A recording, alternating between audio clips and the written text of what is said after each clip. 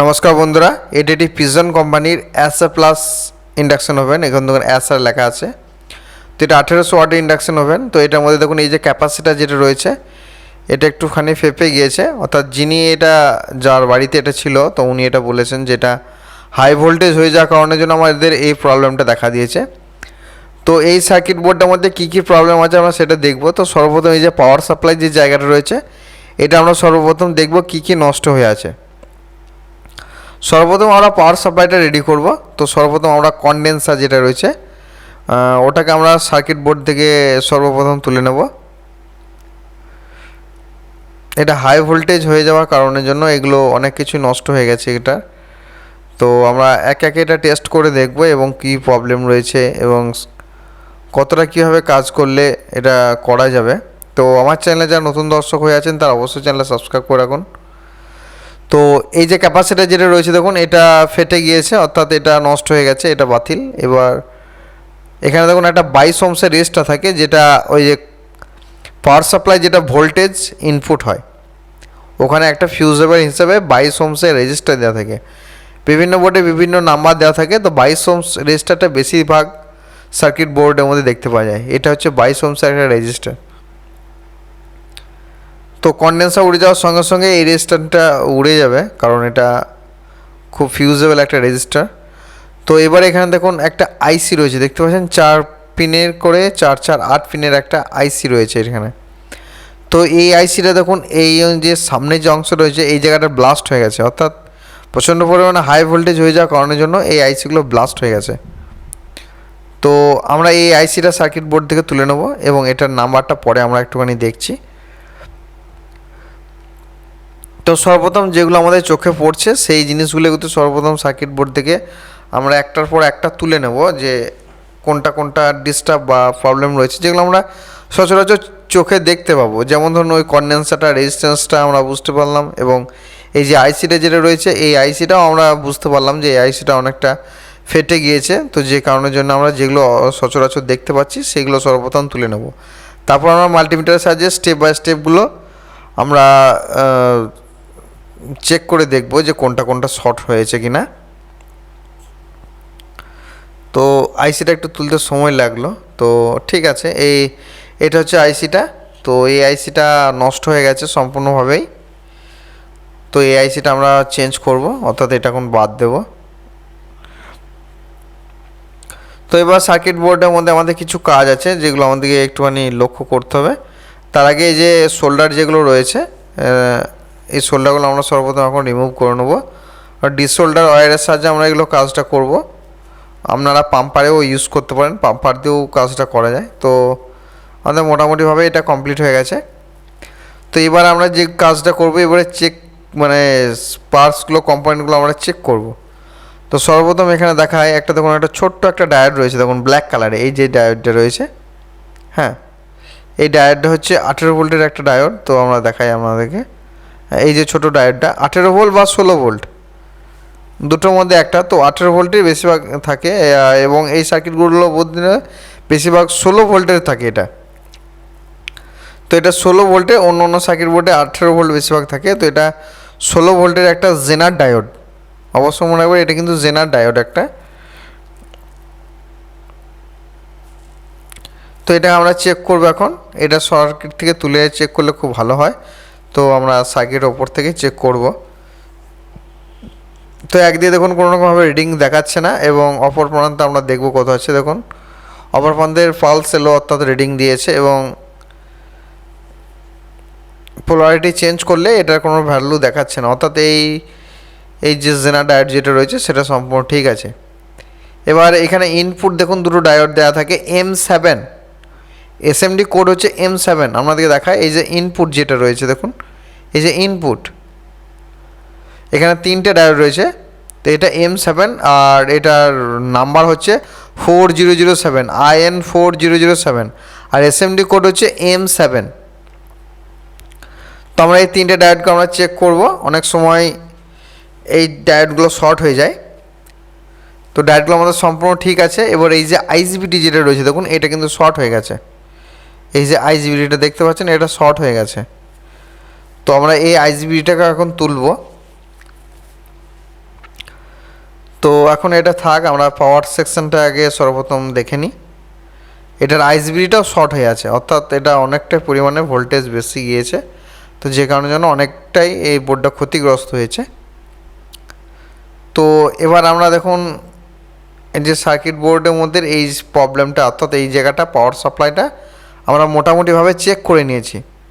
এবার আমরা কম্পোনেন্টগুলো একটা একটা করে বসাবো। এটা হচ্ছে 4.7 450 ভোল্টের একটা কেলটন কোম্পানি কন্ডেন্সার, এটা ঠিক আছে। 4.7 450 ভোল্ট।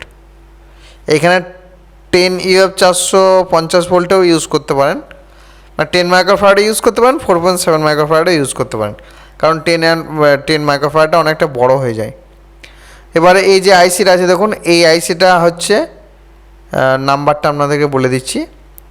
এই আইসিটার নাম্বার হচ্ছে DK106, DK106 এই আইসিটা।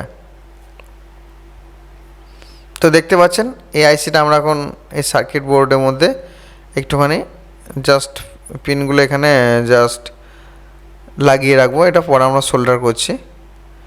এবারে লাস্ট আমাদের যেটা একটা রয়েছে দেখুন, এখানে একটা রেজিস্টার লাগবে, তো রেজিস্টারটা আমরা নিয়ে নেবো। এই যে রেজিস্টারটা, এটা হচ্ছে 2 ওয়াটের 22 ওহমসের একটা রেজিস্টার, 2 ওয়াট 22 ওহমস। অবশ্যই নাম্বারগুলো অবশ্যই মনে রাখবেন, তো আপনাদের প্রবলেম হবে না। আর কোনো রকমভাবে আপনাদের যদি অসুবিধা হয় আমাকে টেলিগ্রামে ফটো দেবেন, আমি চেষ্টা করব যদি আমার জানা থাকে অবশ্যই আপনাদেরকে নাম্বারগুলো বলে দেওয়ার জন্য। তো তো আমাদের এখন সোল্ডারটা করে নিতে হবে। আর আমার ডেসক্রিপশান বক্সে এবং চ্যানেল ডেসক্রিপশানে আমার টেলিগ্রামের লিঙ্ক দেওয়া আছে, ওখানে আপনারা জয়েন হতে পারেন। তো মোটামুটিভাবে আমাদের সোল্ডারগুলো হয়ে গিয়েছে। তো এবার আমরা যে কাজটা করব, সর্বপ্রথম এই যে এখানে এই যে আইজিবিটি যেটা রয়েছিল, যেটা শর্ট হয়ে গেছিলো, এই আইজিবিটিটা এখন আমরা সার্কিট বোর্ড থেকে তুলে নেব, কারণ এটা যতক্ষণ না তুলব সার্কিট বোর্ডটা শর্টটা ছাড়বে না, অর্থাৎ ফুল শর্ট দেখাবে। তো আমাদের আইজিবিটিটা তুলতেই হবে, না তুললে আমাদের কোনো রকমভাবে সেটটাকে অন করতে পারবো না। তো আমরা এই যে আইজিবিটি যেটা রয়েছে দেখুন, এই আইজিবিটিটা আমরা একটুখানি চেক করব।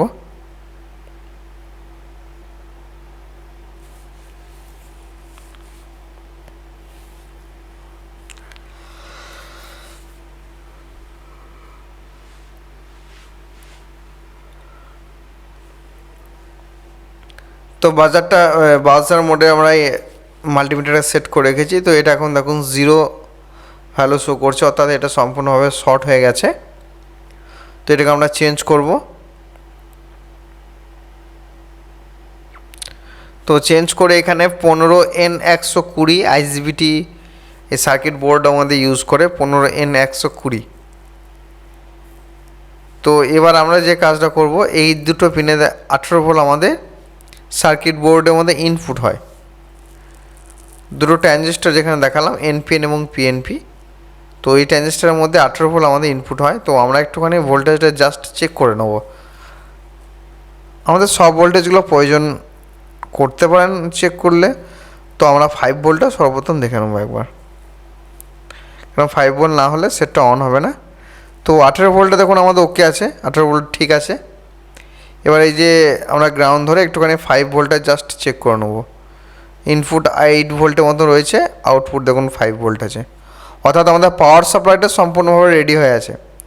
এবার আইজিবিটির ইমিটার পিন এবং গেট পিন, এই দুটো পিনে আমরা ভোল্টেজ দেখব। এখানে ভোল্টেজ থাকবে না, কোনো রকমভাবে ভোল্টেজ থাকবে না।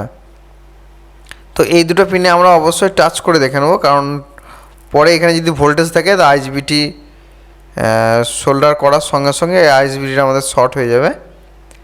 সোল্ডার করে পাওয়ার দেওয়ার সঙ্গে সঙ্গে আইজিবিটি শর্ট হয়ে যাবে। তো এখানে দেখুন ভোল্টেজ আমাদের 0 আছে, অর্থাৎ ভোল্টেজ নেই, অর্থাৎ আমাদের আইজিবিটিটা এখন এখানে ইউজ করতে পারি। তো আমরা এখানে একটা 15 অ্যাম্পিয়ার আইজিবিটি একটা ইউজ করছি। এখানে 15 অ্যাম্পিয়ার আইজিবিটি সোল্ডার করা থাকে। তো আমরা এখন 15 অ্যাম্পিয়ার আইজিবিটিটাকে এটাকে সোল্ডার করব। তার আগে যে সমস্ত কাজ যেগুলো রয়েছে, যেমন এখানে থার্মাল পেস্টটাকে পরিষ্কারভাবে পরিচ্ছন্ন করে নিতে হবে, এবং বাকি যে নতুন আমরা থার্মাল পেস্ট এখানে ইউজ করব।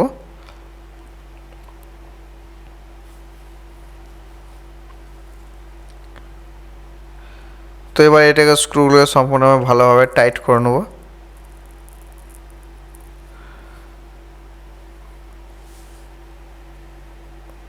তো আমাদের মোটামুটিভাবে কমপ্লিট হয়ে গেছে।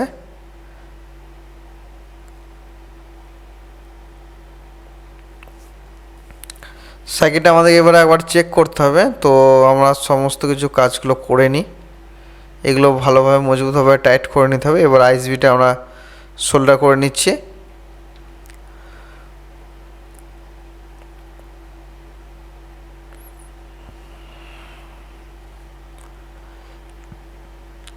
তো আমাদের সোল্ডার এবারে কমপ্লিট হয়ে গেছে। এবার এটাকে আমরা একবার চেক করব। তো এখন দেখুন ইন্ডাকশন সার্কিটের মধ্যে পাওয়ার এসে গিয়েছে। তো এবার অন করে আমরা দেখব। এখন দেখুন এটার মধ্যে E0 শো করছে। মেটাল বা সাপোর্ট করে দেওয়ার পর E0 প্রবলেমটা চলে যাবে। তো আমরা এখন দেখব এটা মেটাল সাপোর্ট করছে কিনা। হ্যাঁ, এখন দেখুন 1000 ওয়াটেজের মধ্যে এটা চলছে এবং জলটার মধ্যে দেখুন বাষ্প হচ্ছে। যদি ভিডিওটা আপনাদের খুব ভালো লেগে থাকে প্লিজ একটা লাইক করবেন, আর যত পারবেন শেয়ার করে দিন। আর চ্যানেলে যদি নতুন হয়ে থাকেন অবশ্যই চ্যানেলটা সাবস্ক্রাইব করে রাখুন। দেখা হচ্ছে নেক্সট কোনো একটা ভিডিওতে। ততক্ষণ সবাই ভালো থাকবেন, সুস্থ থাকবেন। নমস্কার।